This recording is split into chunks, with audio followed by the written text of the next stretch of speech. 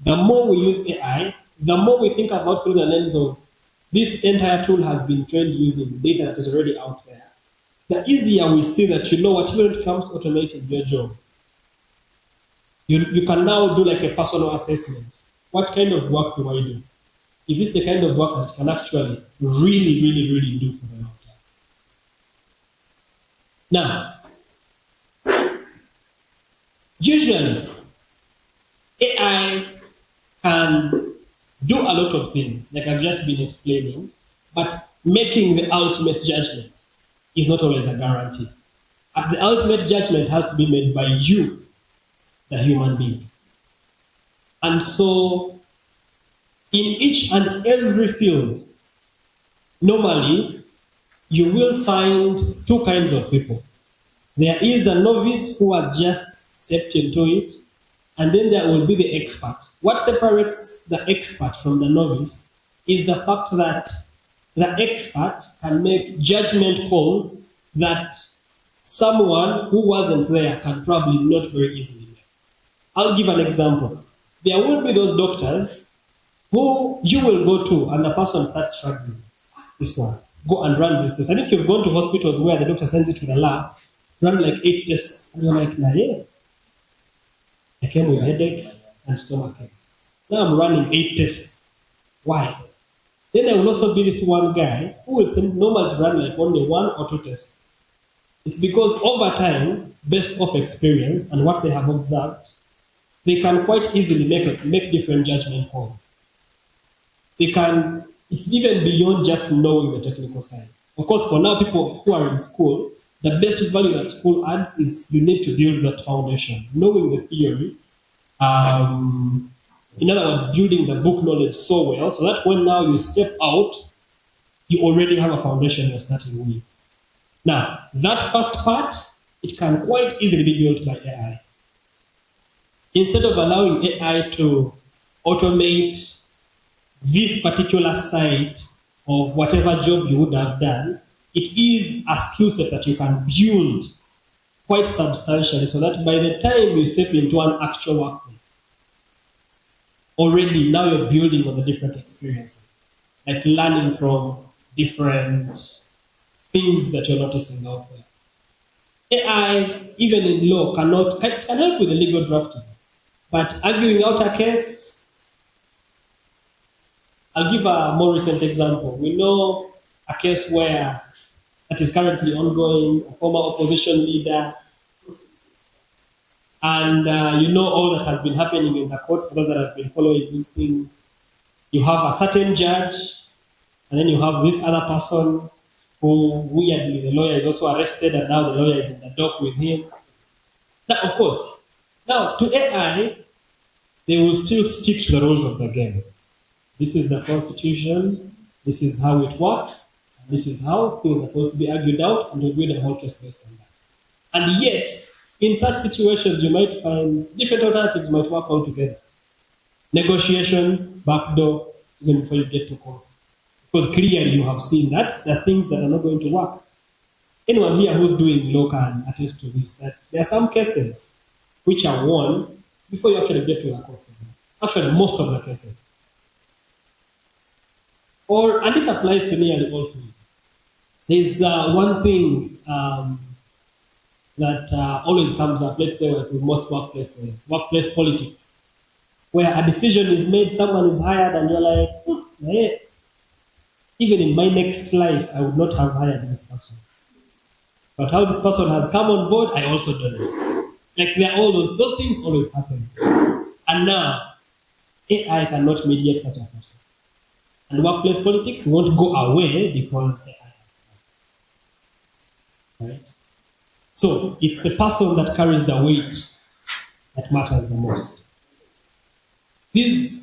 Now, look at it as well, now from the perspective of the person who is, let's say, look at it a little more logically. Let's say, just imagine you go to a hospital and they've used AI to do this surgery. This is your daughter, this is your son. This is your dad, this is your mom. And when the surgery is done, The nurse comes to you and tells you, by the way, power went off and the algorithm lost, like it got a bit destabilized, and your child died. What would be your reaction? If I told you, you see, we were using a robot to do this entire thing, and this robot was running on some machine learning algorithms and stuff, power went off, and when power went off, it became erratic and it cut the heart in two. What would you do? Do you sue the robot? No, what do you sue? Now, at the hospital, it gave you a doctor, and the doctor...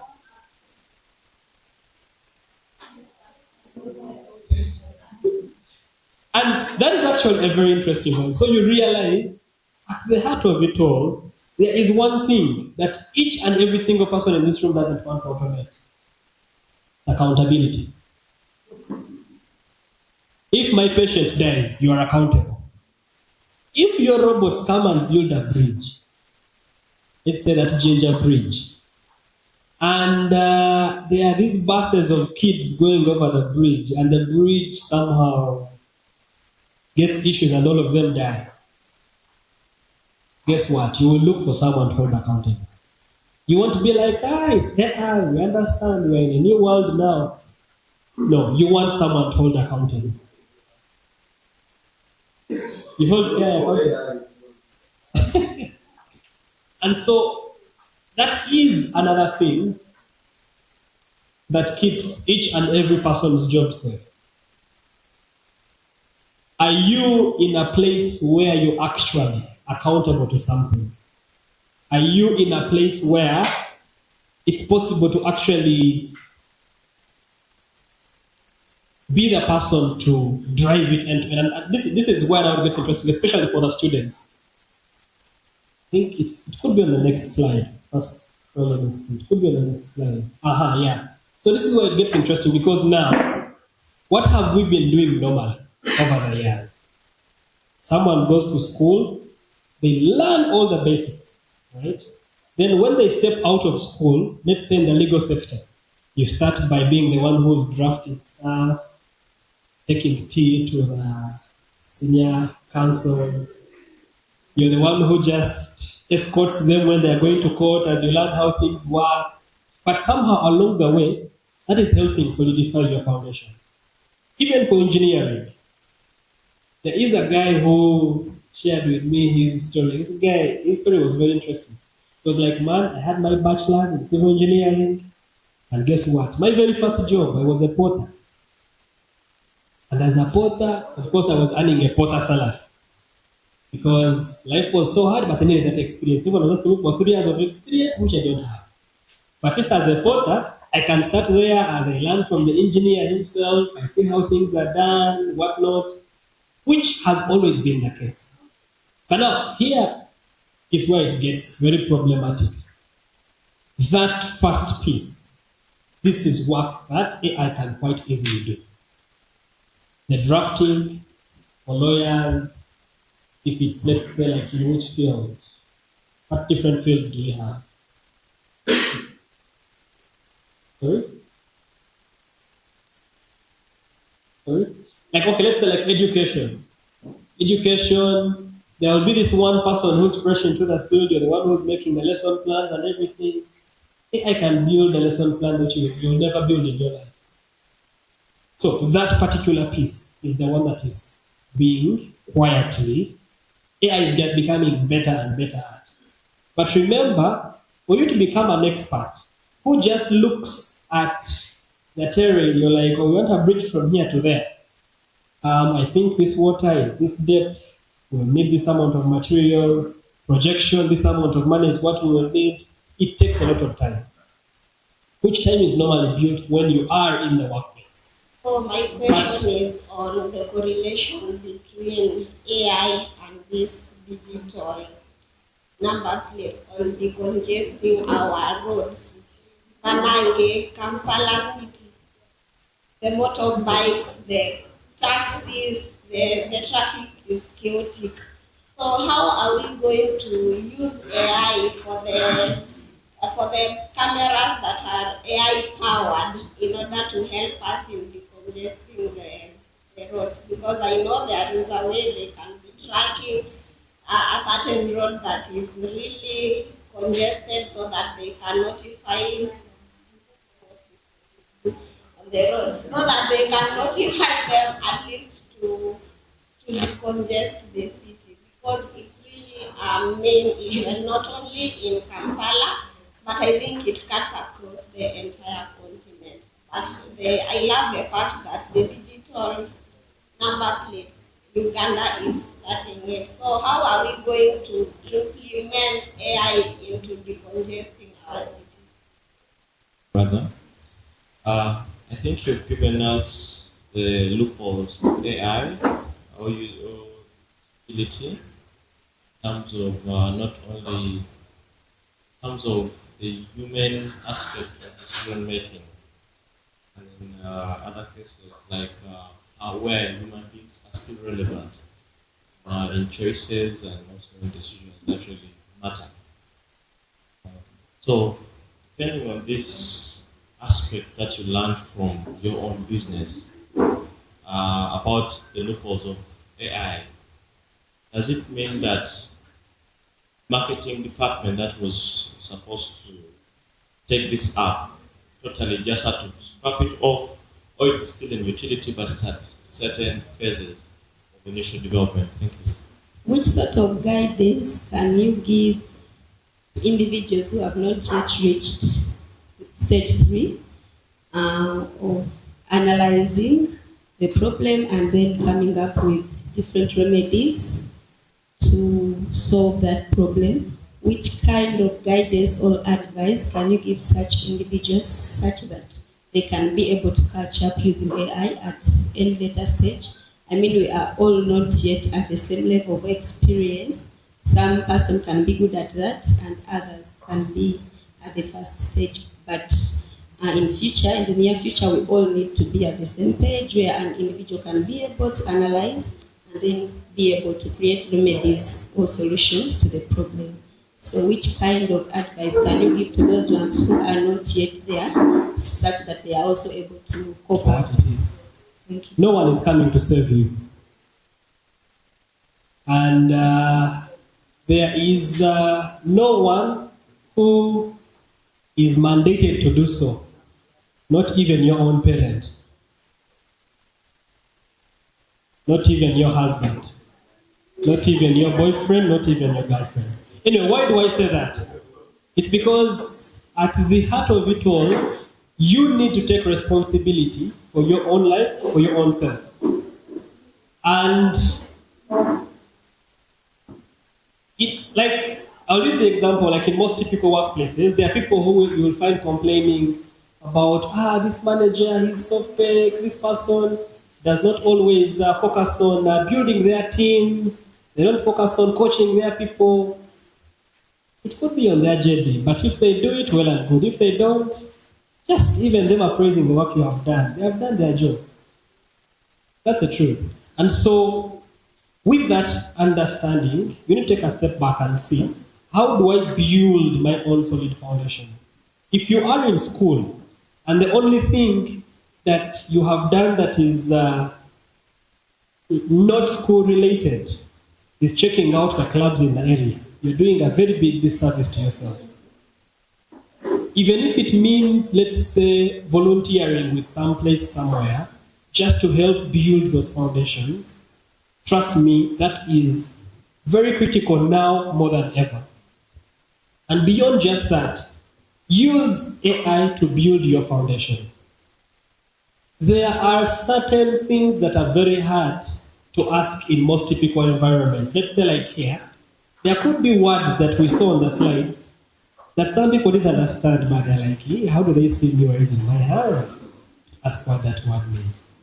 AI doesn't care. You'll ask, it will break it down, you'll be like, okay, explain it to me like as if I'm a 5-year-old, explain to me like as if I'm a donkey, and it will definitely address all those things. So use AI to build your foundations, regardless of the field you're in. If you haven't done that now, honestly, yeah. no one is coming to save you. But I have done this myself. I learned software development using, at that point, maybe I had not yet become the thing, but I started using a number of online platforms to learn all this by myself.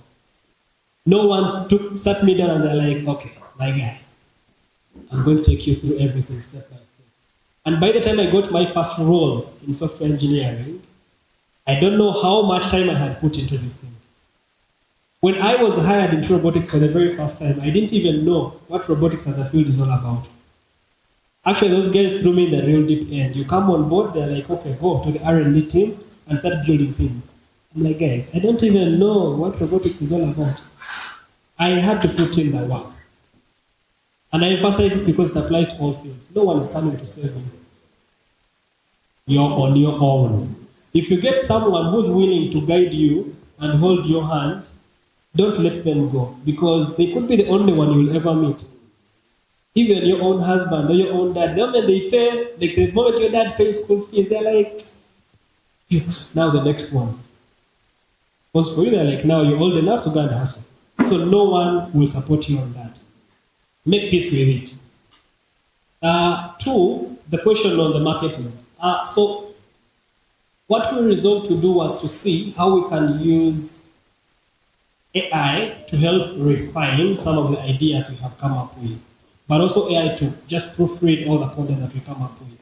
So if, let's say, we are creating like a content calendar or anything of that sort, or coming up with ideas, now what the teams internally do is assume AI is another person that has also been hired in the marketing department that you're collaborating with. And you keep bouncing ideas off each other. So that's basically what we use. It's not like, AI now is owning everything. We still have someone who's accountable. And whenever something that is trash comes out, we're like, boss, no, go back. Refine your stuff. Then lastly, that was the question on how do we use AI to fix the problems in the world. Now, that is a tough one, mainly because we have so many stakeholders. Governments all over the world are not inherently interested in solving these problems. I can say that again. Governments all over the world are not inherently interested in solving some of these problems. Because when they are creating budgets, guess what? Those potholes that are there, each pothole has a budget.